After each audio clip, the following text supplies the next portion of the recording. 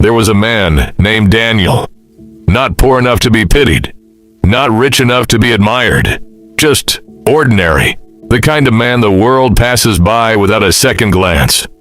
Every morning, he stood by his window and watched life move on without him. One neighbor drove a new car. A former classmate had built a business. Someone else had just moved into a beautiful home.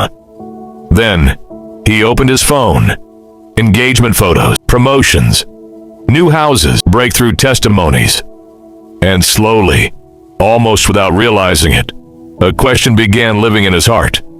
Lord, why not me? The Bible says, they, measuring themselves by themselves and comparing themselves among themselves, are not wise. 2 Corinthians 10:12. But Daniel compared anyway, day after day, month after month, and comparison slowly stole something precious from him. Gratitude. His little daughter would run to the door when he came home, and he would smile, but his mind was somewhere else. His wife stretched every penny to put food on the table, and he barely noticed the love behind it. He still had strength in his body, a roof over his head, a family that loved him. But all he could see was what someone else had. Comparison had made him blind. Over time, bitterness took root. When friends shared testimonies, he smiled on the outside, but inside, he wrestled. Some nights he lay awake, staring into the darkness. Lord, why them? Have you forgotten me? What Daniel didn't understand was this. Comparison only ever sees a small piece of another person's story. It sees the celebration, not the journey, the result, not the sacrifice, the blessing, not the years of waiting that came before it. He was measuring his unfinished chapter against someone else's completed page. Then one night, everything changed. His phone rang. His younger sister had been in a serious accident. Within minutes, Daniel was racing through empty streets. The hospital waiting room was quiet. Too quiet. Doctors moved fast. Machines echoed through corridors.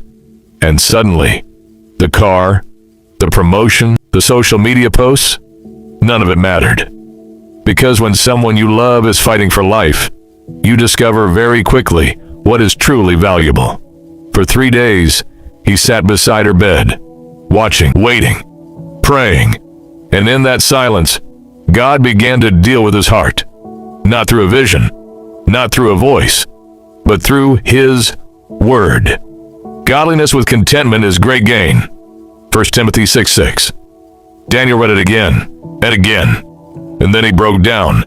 For years, he had been asking God for what belonged to others, while overlooking what God had already placed in his own hands. He had spent so much time looking around that he forgot to look up. Then another verse came to mind. To everything there is a season, a time for every purpose under heaven.